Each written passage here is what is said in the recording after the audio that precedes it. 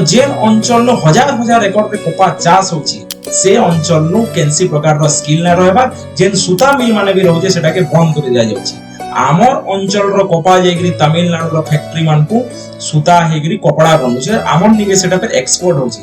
से चासी जेन चासी घर पिला